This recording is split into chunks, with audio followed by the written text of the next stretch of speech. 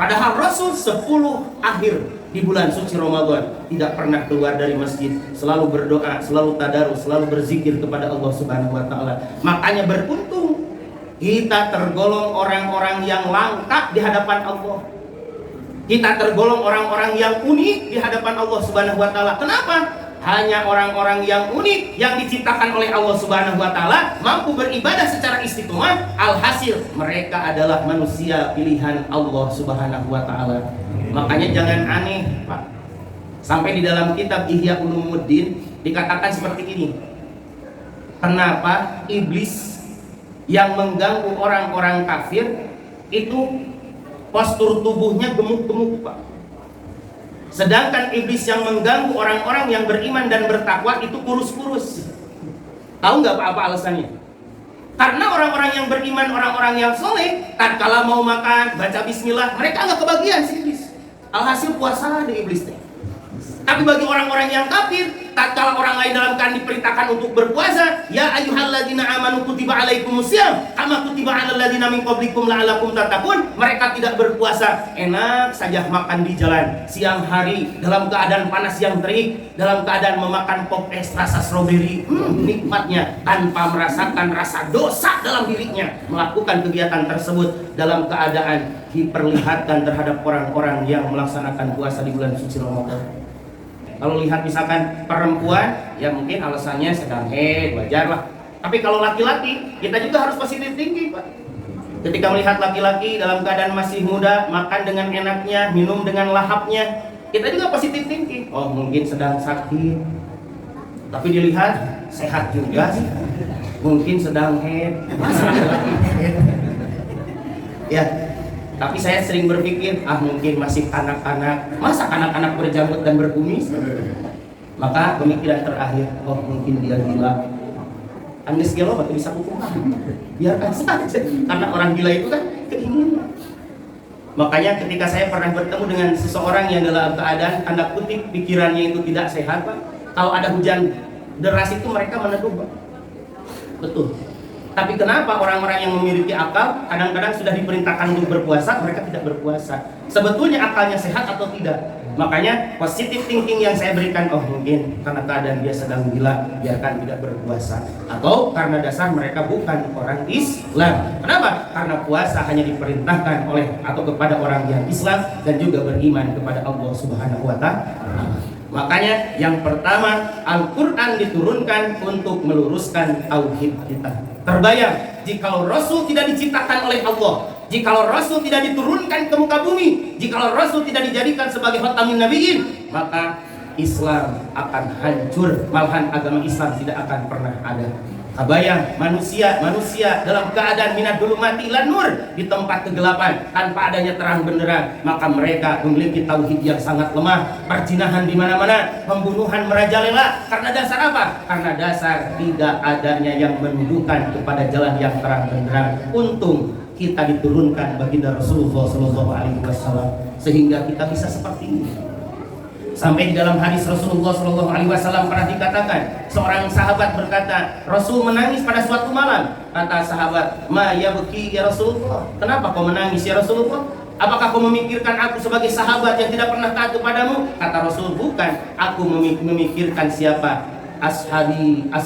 Sahabat itu kan aku. Kata Rasul, bukan, sahabat bagiku adalah seseorang yang yakin akan diriku tapi belum pernah bertemu dengan wajahku dan belum pernah melihat diriku.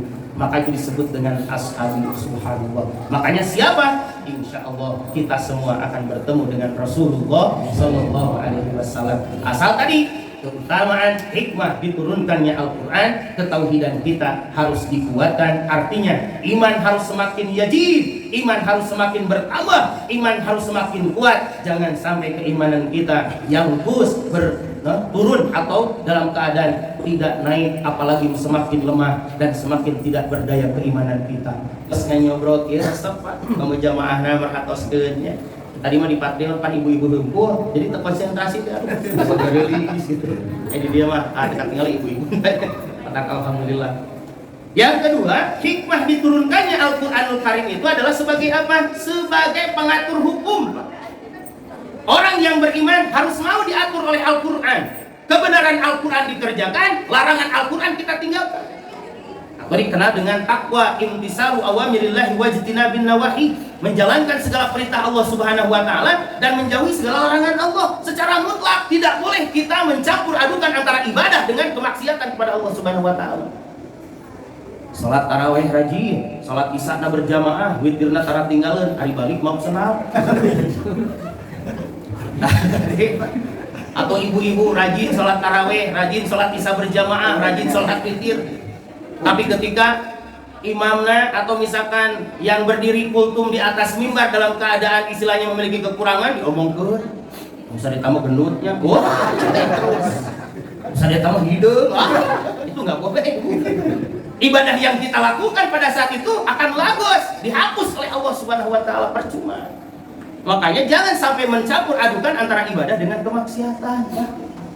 Ngaji Quran, tapi HP sadayana pornografi jeung porno aksi. Ngiring gambar tina grup nu aneh-aneh. Nu katingali BMW na badag montok wowna. Kita melihat satu kali tidak jadi masalah, rezeki bagi kita. 2 kali akan menjadi dosa bagi kita. 3 kali laknat. Tuh Pak Ustaz, itu mereka diganyau ke korek api, tidak boleh. 1 kali itu adalah 1 kali kedipan, Pak. Ketika kita melihat subhanallah, sudah, atau alhamdulillah, sudah, tidak usah dilihat lagi. Ada ulama kadang sok lebar ya, Pak. Engkau astagfirullah tapi dia subhanallah. Makanya awas, jangan mencampur adukan. Inna sholata tanha 'anil fahsya'i wal munkar. Sesungguhnya sholat itu bisa mencegah keji dan mungkar. Tapi kenapa pulang dari masjid, pulang dari tadarus Quran, kekejian, kemungkaran masih kita lakukan dalam kehidupan kita?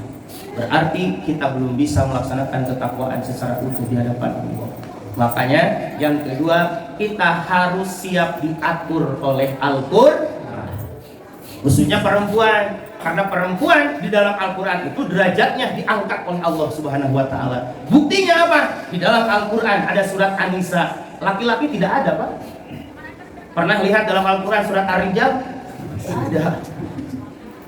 Licik awewe mah aya An-Nisa. An-Nisa itu kan perempuan, wanita. Tapi kenapa laki-laki tidak ada Ar-Rijal? Cek lalaki entong eleh tingali.